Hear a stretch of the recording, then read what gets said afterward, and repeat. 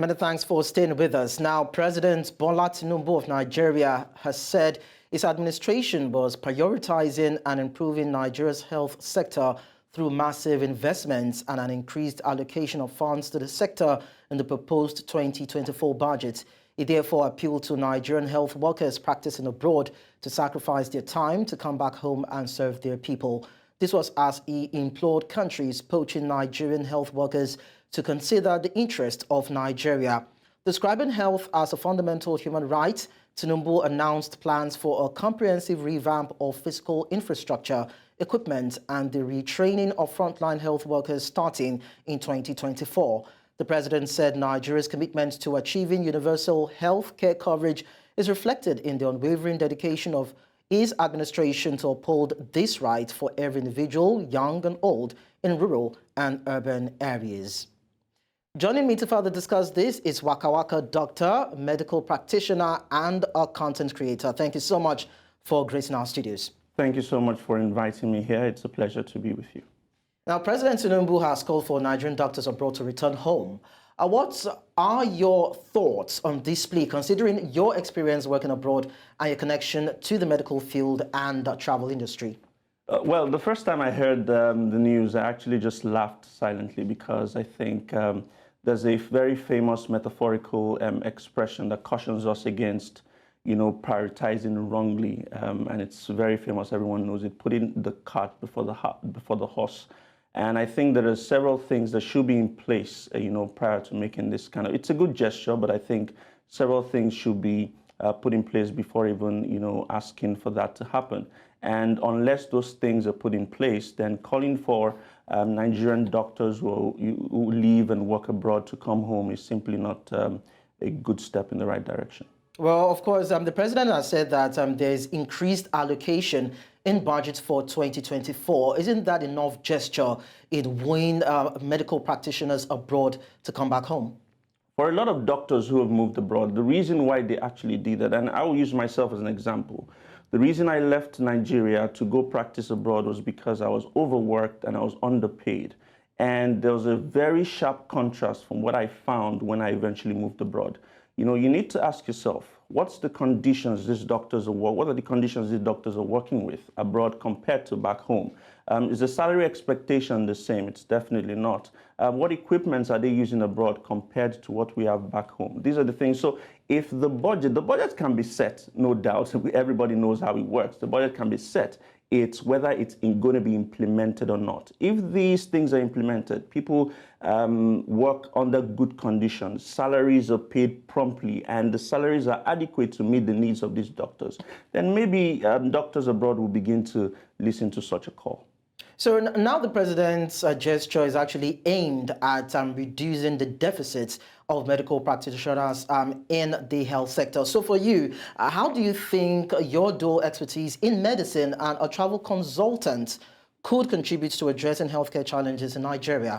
There are several ways that medicine and travel intersect. You want to look at global health education, public health awareness, teleconferencing and telemedicine.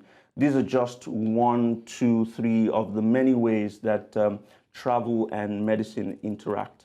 And as a matter of fact, being a medical doctor and a huge travel and migration content creator, of course, if the conditions again are set, like I've discussed earlier, using social media as a perfect tool or a perfect weapon to disperse the information about the needs of Nigerians or travelers who come into Nigeria and how those needs can be met. We can always use social media as that tool to pass out the information.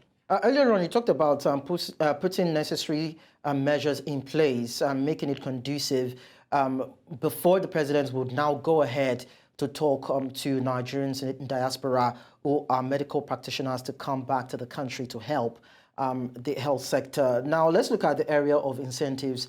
Are there other things aside what the president has done right now that he can further do in terms of incentives, whatever it is that could incentivize or appeal to them or to their person to come to the country and help the sector?